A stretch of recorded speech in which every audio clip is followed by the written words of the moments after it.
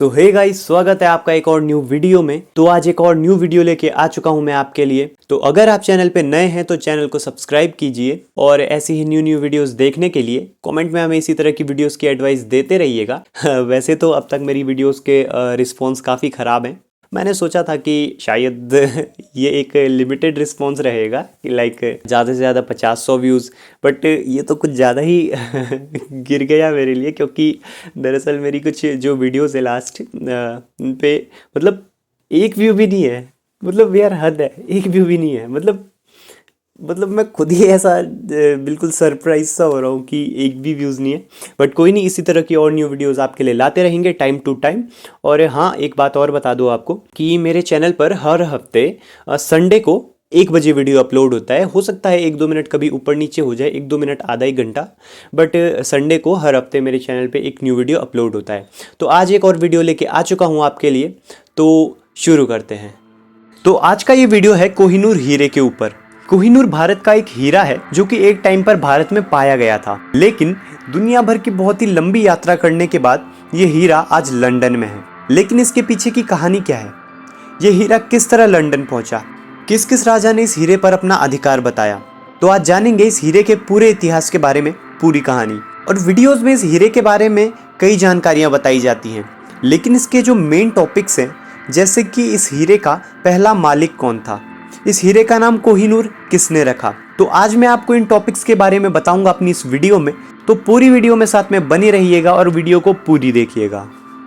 कोहिनूर कहां से आया, इसका तो कोई साफ जिक्र कहीं नहीं है। दक्षिण भारत में हीरो से जुड़ी कई कहानियां रही हैं, लेकिन कौन सी कहानी सही है ये कहना मुश्किल है। वहीं बहुत मोटे तौर पर हीरे का इतिहास बहुत पुराना माना गया है। करीब 5000 साल पहले संस्कृत भाषा में पहले हीरे का उल्लेख किया गया था। इसे स्यामंतक मणि के नाम से जाना गया। हालांकि स्यामंतक मणि को कोहिनूर से अलग माना जाता है। सबसे पहले 13वीं शताब्दी में सन 1304 में यह मालवा के राजा की निगरानी में सबसे प्राचीन हीरा था। ऐतिहासिक प्रमाणों में यह भी कहा गया है कि ये गोलकुंडा की खान से निकला था, जो आंध्र प्रदेश में है और दुनिया की सबसे पुरानी खानों में से एक है। सन 1730 तक ये दुनिया का एकमात्र हीरा उत्पादक क्षेत्र माना जाता था।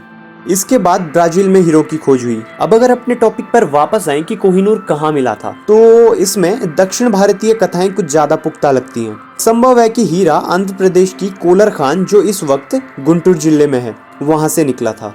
कोहिनूर की कहानियां बहुत लंबी मानी जाती हैं। इसमें बहुत सारी कहानियां हैं, लेकिन आपको मैं इसके पूरे इतिहास के बारे में बताऊंगा कि ये हीरा कहां से कहां गया और कितना सफर इसने तय किया और ये आज के टाइम पर कहां है और इनके पहले मालिक कौन थे। हाँ, जिस टॉपिक पर मैं सबसे इम्पोर्टेंट टॉपिक इस वीडियो में मैं ले रहा हूँ कि इस हीरे के पहले मालिक कौन थे, तो इसका जिक्र भी मैं इस वीडियो में ज़रूर करूँगा।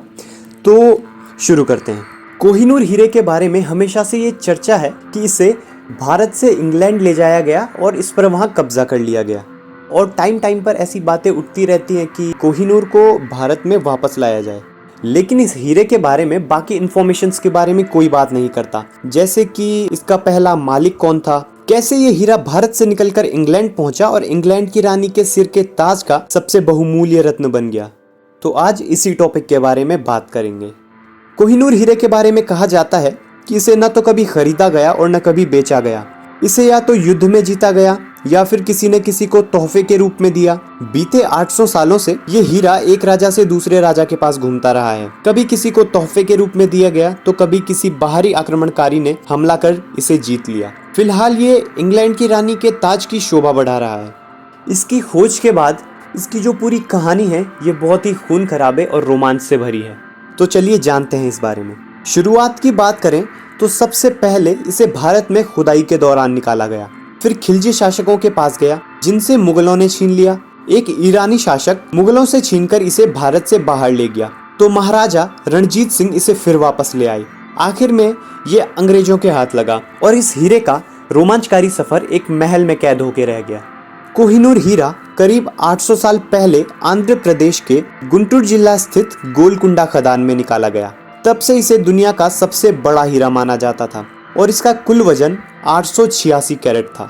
हालांकि इसके बाद से इस हीरे को कई बार तराशा गया और इसका मूल रूप 105.6 कैरेट का है, जिसका कुल वजन करीब 21.12 ग्राम रह गया है। हालांकि अब भी यह दुनिया का सबसे बड़ा तराशा हीरा है। कहा जाता है कि जमीन से सिर्फ 13 फीट की गहराई पर यह हीरा मिला था।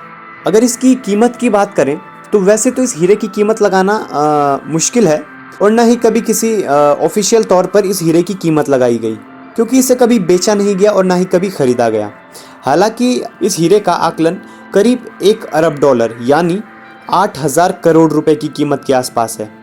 ये कीमत दुनिया की किसी भी हीरे की कीमत से कहीं ज़्यादा है। तो अब बात करते हैं उस टॉपिक के बारे में जिसका आप काफ़ी देर से इंतज़ार कर रहे थे और थंबनेल में भी मैंने इसका जिक्र किया था। तो जानते हैं कि कौन था इस हीरे का सबसे पहला मालिक। गोलकुंडा की खदान से निकलने के बाद इस हीरे के सबसे पहले मालिक काकतीय राजवंश माने जाते हैं। कहा जाता है कि काकतीय राजवंश ने इस हीरे को अपनी कुलदेवी भद्रकाली की बाईं आंख में लगाया था। 14वीं शताब्दी में अलाउद्दीन खिलजी ने इस हीरे को काकतीय से लूट लिया। फिर पानीपत युद्ध में मुगल संस्थापक बाबर ने आगरा और दिल्ली किले को जीतकर इस हीरे को हथिया लिया था। तो अब हम बात करते हैं इस टॉपिक के बारे में कि कैसे कोहिनूर भारत से बाहर गया और इसका नाम कोहिनूर पड़ा।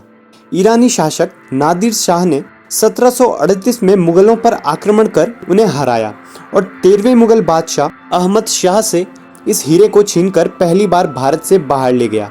उसने मुगलों से मयूर तख्त भी छीन लिया था और माना जाता है कि नादिर शाह ने इस हीरे को मयूर तख्त में जड़वा दिया था। नादिर शाह ने ही इस हीरे को कोहिनूर नाम दिया था, जिसका मतलब होता है रोशनी का पहाड़। अब जैसे कि मैंने आपको पहले भी बताया कि कोहिनूर पूरी दुनिया की यात्राएं करके आया है, तो ये हीरा यहाँ भी ज़्यादा देर टिक नहीं पाया, तो कोहिनूर फिर भारत लौट आया। नादिर शाह की हत्या के बाद उनके पोते शाहरुख मिर्जा को कोहिनूर मिला, जिन्होंने अफगान शासक अहमद शाह दुर्रानी की मदद से खुश होकर उन्हें तोहफे में कोहिनूर सौंप दिया। दुर्रानी का पोता शुजा शाह दुर्रानी इसे अपनी ब्रेसलेट में पहनता था। शुजा शाह जब पेशावर यानी पाकिस्तान आया तो सिख शासक महाराजा रणजीत सिंह ने 1813 में इस हीरे को शुजा शाह से हथिया लिया और कोहिनूर एक बार फिर भारत में आ गया। हालांकि रणजीत सिंह ने इसके बदले में शुजा को 1.25 लाख रुपए दिए थे। मुझे पता है कि एक हीरे के लिए आज के टाइम पे 1.25 लाख रुपए काफ़ी कम है, लेकिन उस टाइम पर इनकी वैल्यू बहुत ज़्यादा रहती थी। लेकिन ये हीरा यहाँ भी ज़्यादा देर तक टिक नहीं पाया, क्योंकि इसका सफ़र अभी कंप्लीट नहीं हुआ था। अंग्रेज और सिखों के बीच हुए पहले युद्ध में हार के बाद गुलाम सिंह को जम्मू कश्मीर का पहला राजा नियुक्त किया गया। 29 मार्च 1849 को सिखों और अंग्रेजों के बीच दूसरा युद्ध हुआ और सिखों का शासन खत्म हो गया। महाराजा की अन्य संपत्तियों के साथ ही कोहिनूर को भी क्वीन विक्टोरिया को सौंप दिया गया। फिर इसे 1850 में बकिंगम पैलेस लाकर महारानी विक्टोरिया के सामने पेश किया गया और डच फर्म कोस्टर ने 38 दिनों तक इस हीरे को तराशने के बाद इसे रानी के मुकुट में जड़ दिया। और अभी भी इस हीरे को इंडिया लाने की काफ़ी कोशिशें चलती रहती हैं, लेकिन हमें भी नहीं पता कि ये इंडिया कभी आएगा या नहीं आएगा, या कब तक आएगा। तो ये थी आज की कोहिनूर की कहानी। और अगर वीडियो थोड़ा सा भी पसंद आया हो तो वीडियो को लाइक ज़रूर कीजिएगा और इसी तरह की न्यू वीडियोस देखने के लिए हमारे चैनल को सब्सक्राइब कीजिए और कमेंट में हमें इसी तरह की न्यू वीडियोस के एडवाइस देते रहिएगा। सब्सक्राइब।